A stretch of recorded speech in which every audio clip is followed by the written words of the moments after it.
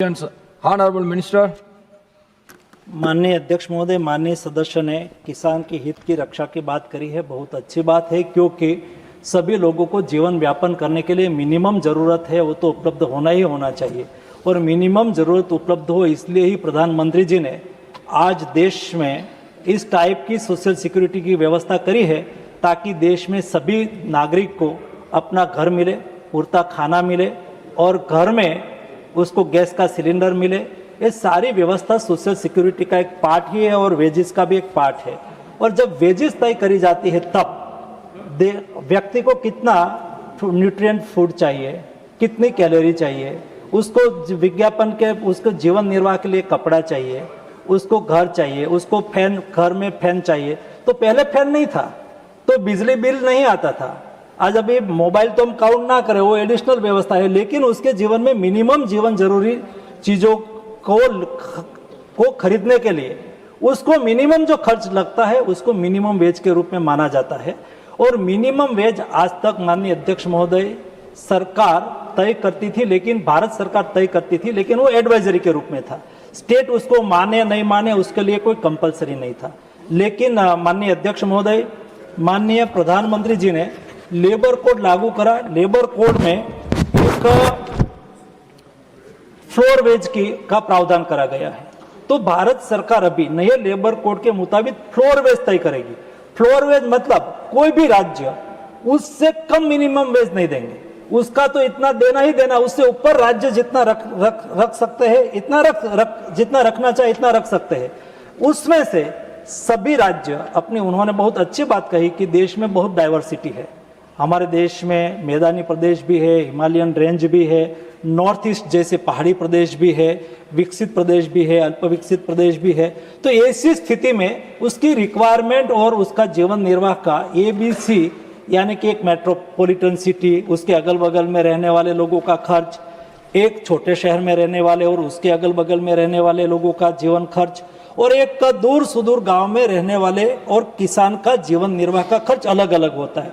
उसको ध्यान में रख के फ्लोर वेज तय करा जाएगा और फ्लोर वेज के ऊपर सब लोग वेज तय करें, उसमें सारा पैरामीटर को सुनिश्चित करके तय करा जाएगा। वर्तमान समय में जो वेजेस उपलब्ध है वो हर साल में 2 बार वेरिएबल डियरनेस अलाउंस होता है, उसके अनुसार ऐड होता है और ये आज भारत सरकार सभी को बाधित करती है। Third supplementary through R. Girirajan ji. I would like to know the answer through you, sir. Sir, now the ministry is announcing minimum wages 5-year once or 3-year once or 2-year once regularly. The ministry should announce the minimum wages every financial year without fail. Sir, the minimum wages not announced yearly by the ministry. The ministry has any proposal to announce minimum wages every financial year that will help the laborers across the country? Thank you, sir. Honorable Minister. माननीय अध्यक्ष महोदय, हर राज्य अपने अपने हिसाब से minimum wage में बढ़ोतरी करता है, लेकिन भारत सरकार तो जो महंगाई को ध्यान में रखते हुए हर साल में 2 बार VDS के द्वारा बढ़ोतरी करता है कि इस बार जो इन्फ्लेशन बढ़ा हो, अभी महंगाई बढ़ी हो, उसके आधार पर उसका खर्च बढ़ता है तो उसके आधार पर सरकार बढ़ोतरी करती है। और उसको देखते हुए राज्य सरकार उसको प्लस कर सकती है, माइनस तो नहीं, और उसका लाभ अपने देश के, अपने राज्य के वर्कर्स को दे सकते हैं। हर चीज़ में प्राइस राइज हो रहे हैं।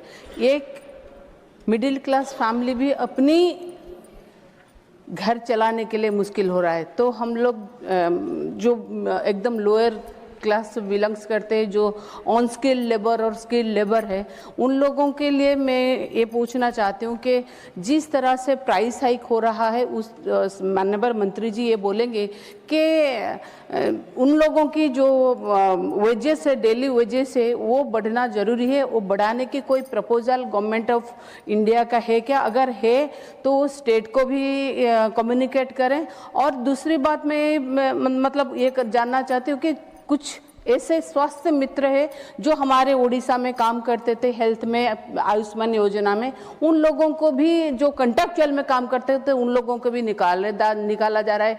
वो कौन से कैटेगरी में आते हैं, उन लोगों की फिर रिहेबिलिटेशन किस तरह से हो और किस तरह से, क्योंकि हेल्थ एक ऐसा सब्जेक्ट है, अगर हेल्थ अगर किसी का खराब होता है तो अगर वहाँ पर कोई असिस्टेंट ना हो तो फिर प्रॉब्लम हो जाता है। उन लोगों के लिए कुछ सोचे हैं क्या, और कि वो कौन से कैटेगरी में आते हैं, और बढ़ाने की अगर कोई योजना है तो सर बताए। Thank you so much sir.